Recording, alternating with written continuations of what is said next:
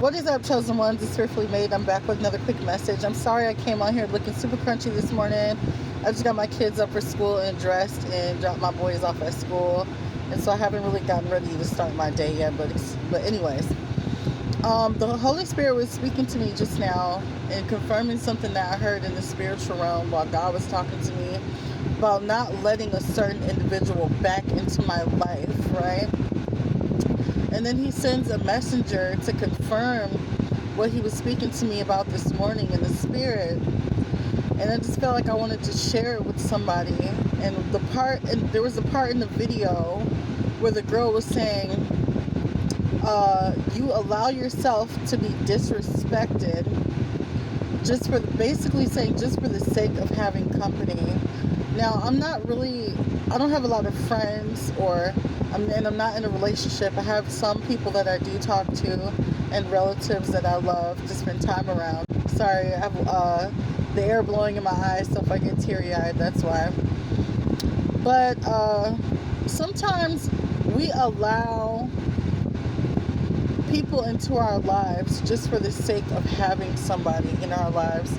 Sometimes we'll allow people back into our lives just so that we can say that we're not alone, just so that we can say that we have a husband or a wife, or a friend, even though our husband is disrespectful, even though our wife, or even though the wife is, not being a good woman, or even though the friend is being shady or backstabbing or slandering you, just because we don't want to be alone. It's for the sake of just saying that we have people in our lives. We allow so much. And some of us don't even have a backbone. Some of us won't even stand up and say, hey, I don't like this. Or they won't create or set boundaries with people. I was in a relationship for so many years, and I let someone disrespect me for so long that I did not set a boundary with this person. And then when I finally decided to set boundaries, it felt like an attack to him because I let it ride for so long, right? That's what happens when you don't set boundaries and you don't say, I will not tolerate this, and this I won't do, okay? That's what happens. And so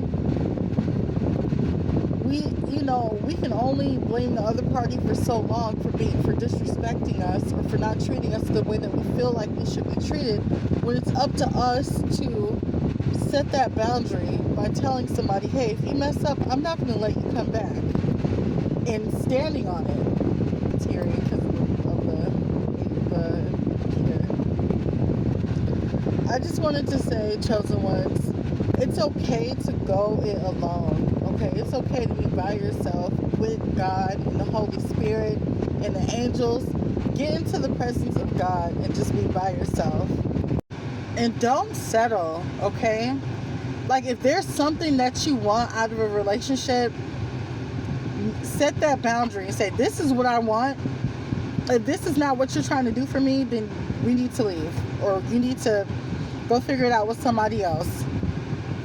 Because I'm going to give you guys a quick short story. I was in a relationship with a man since I was 24 years old. On and off, because we had short breaks. We'd break up for like maybe a couple months and then get back together. But we have a son together.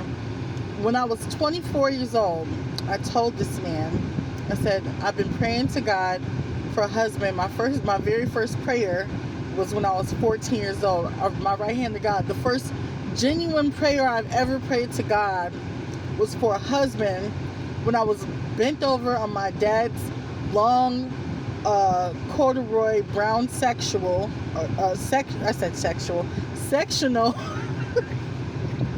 his brown sectional, right? Lord have mercy. His sectional. And I prayed and I was like, God, please let me find a good husband when I get older. That's all a woman wants, is a good husband, right? And when I was 24, 10 years later, I found a boyfriend and I really liked him. And I was like, you know what?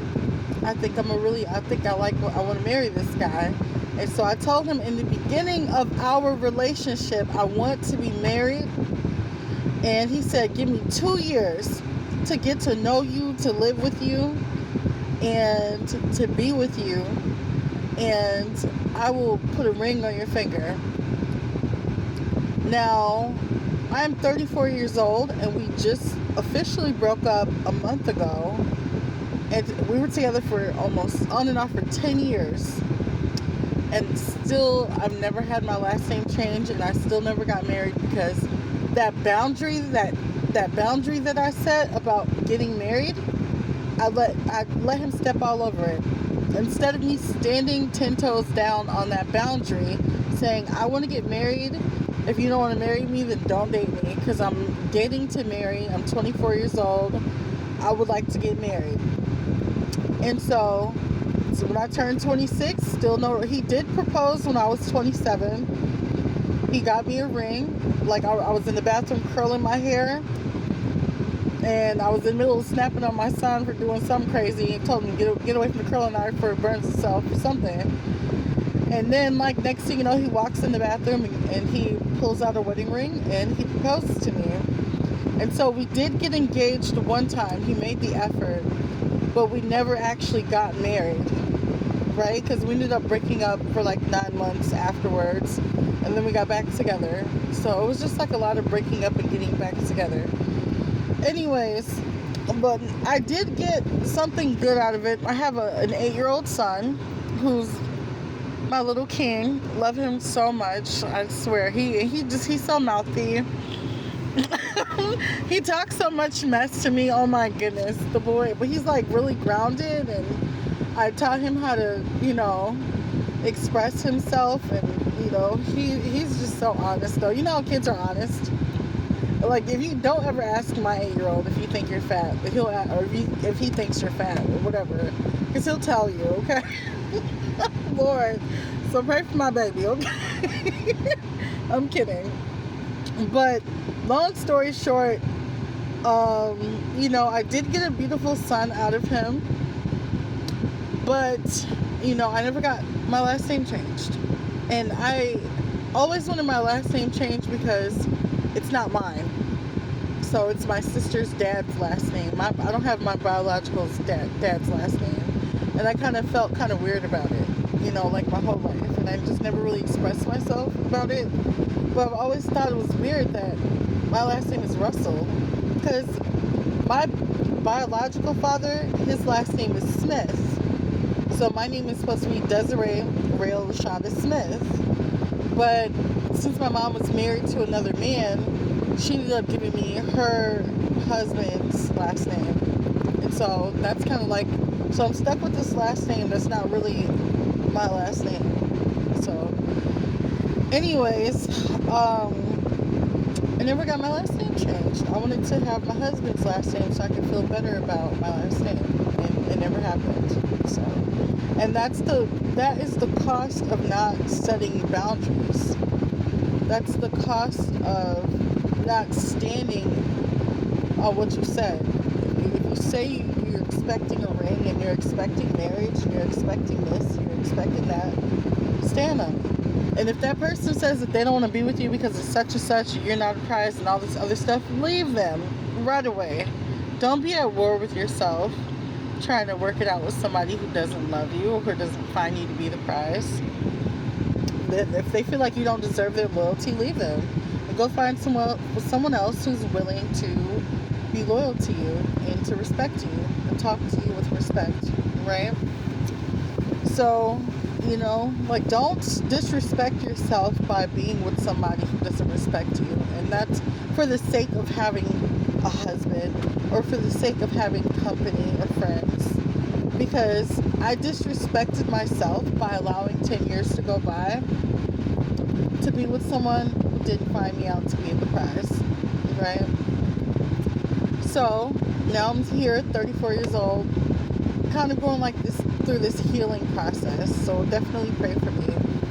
Anyways, I'm gonna go upstairs and get me some coffee and breakfast going and get my day started, get me a shower. I love you guys so much. I'll talk to you soon. Y'all in peace.